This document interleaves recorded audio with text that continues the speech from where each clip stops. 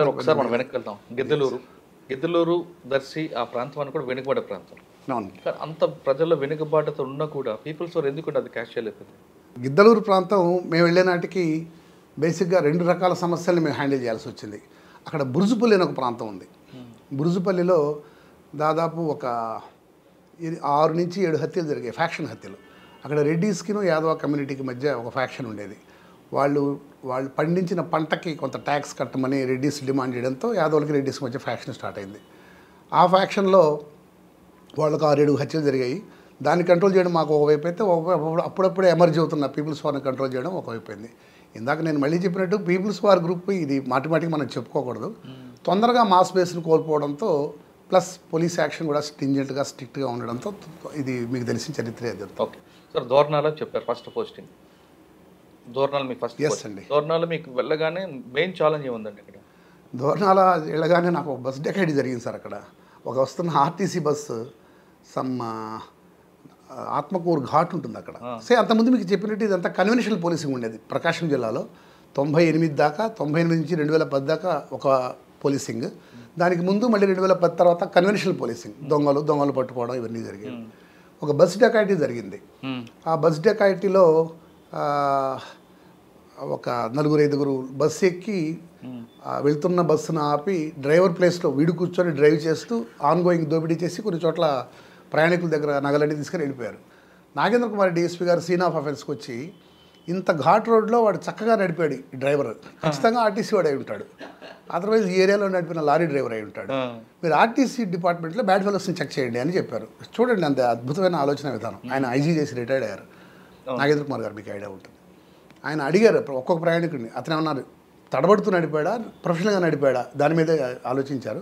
Next ఇమీడియట్గా మేము ఆత్మకూరు డిపోకి వెళ్ళి సస్పెండ్ అయిన ఆర్టీసీ డ్రైవర్స్ వాళ్ళ జీవన విధానం పరిశీలించినప్పుడు ఒకటి దొరికిపోయాడు.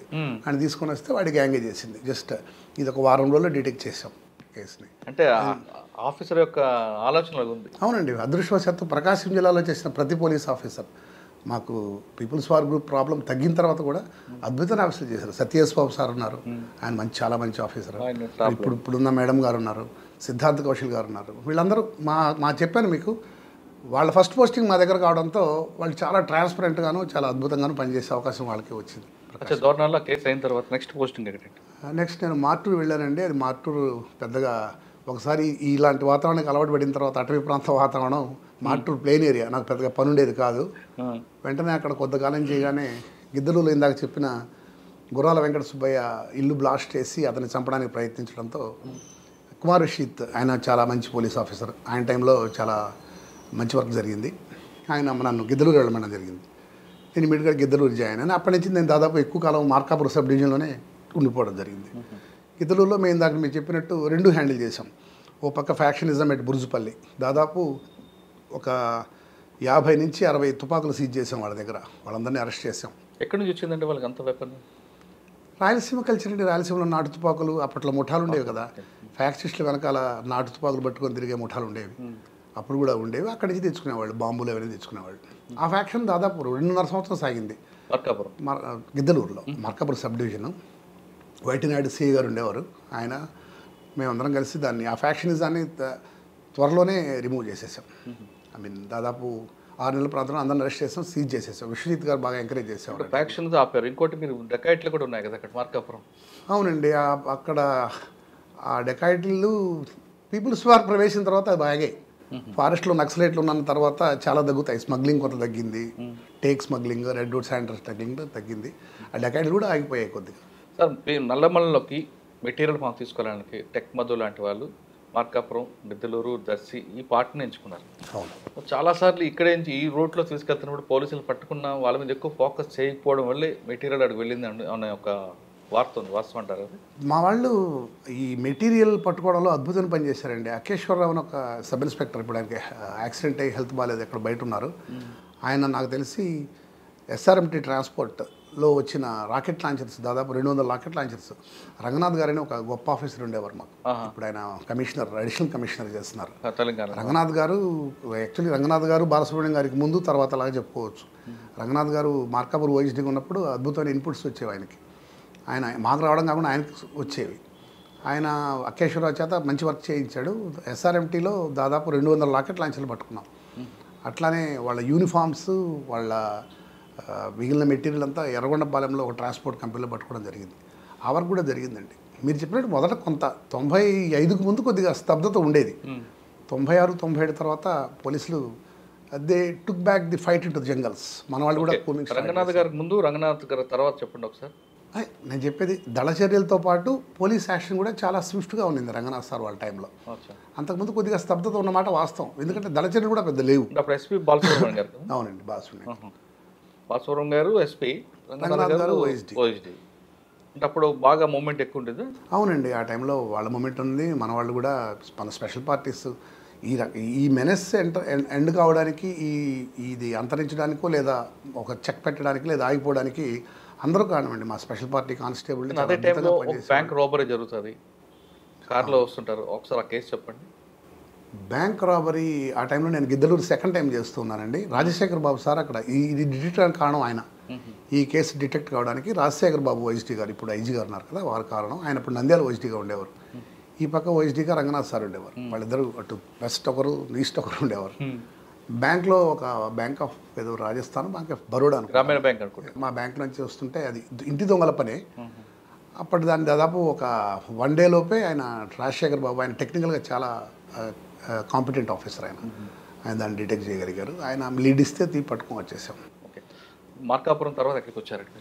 నేను గిద్దలూరు నుంచి వేటపాలెం వెళ్ళానండి. వేటపాలెం మళ్ళీ మీరు ఇందా చెప్పినట్టు ప్లెయిన్ ఏరియా. వన్స్ ఒకసారి ఫారెస్ట్లోంచి వెళ్ళి మళ్ళీ ప్లెయిన్ ఏరియాలో పడితే will be feeling out of rowdyism ఎక్కువ కదండి, ఫిష్ అవుట్ ఆఫ్ వాటర్. ఎక్కడండి? వేటపాలెం రౌడీజం పెద్దగా ఉండేది కదా. వేటపాలెంలో నాకు ఒక అద్భుతమైన ఎన్కౌంటర్ జరిగింది. వేటపాలెంలో ఇట్లానే మీ డెకాయిటీ జరుగుతుంది. అక్కడ ఒక చినగంజా మండలంలో కొలసనకోట అనే ఒక ప్రాంతం ఉంది. ఆ ప్రాంతంలో నేను చారుసింహ మేడం ఎస్పీ, నేను దర్శి వెళ్ళి ఎలక్షన్ సీఎం గారు ఎవరు వస్తుంటే దర్శి వెళ్ళి వస్తూ ఉంటే రాత్రి 1 గంటప్పుడు వెహికల్స్ అన్ని వరుసగా ఆపున్నారు. ఎందుకు ఆపారు చెక్ చేయమని నా గన్మెన్ అడిగాను. అతను కిందకి వెళ్తే అతని మీద కూడా రాయి విసిరింది, అతను కూడా తలబగిలింది. So we understood that some dacoity was going on. వెంటనే దిగి మా వాళ్ళు ఫైర్ చేశారు, నేను ఫైర్ చేశాను. ఒకడు అక్కడే చనిపోయినాడు. సమ్ బిడ్జు నాయక్ అనే పేరు అతనిది, గిద్దలూరు ప్రాంతం వాడే అతను. అక్కడ చనిపోయాడు. దాంతో అక్కడ అప్పటిదాకా జరిగిన డెకాయిట్స్ అన్ని ఆగిపోయాయి. వేటపాలెంలో రౌడీజం లేదు, పెద్దగా లేదండి. వేటపాలెం ప్లెయిన్ ఏరియానే బాగానే ఉంటుంది. చిన్న చిన్న ఇల్లీగల్ యాక్టివిటీస్ జరుగుతాయి. వేటపాలెంలో ఒక రైల్వే ట్రాక్. అవునండి, రైల్వే ట్రాక్ ద్వారా ఎప్పుడైనా నైట్ టైం వెహికల్స్ ఆగితే మీరు చెప్తున్నట్టుగా డెకాయిట్లు ఒక స్థాయిలో జరిగేది.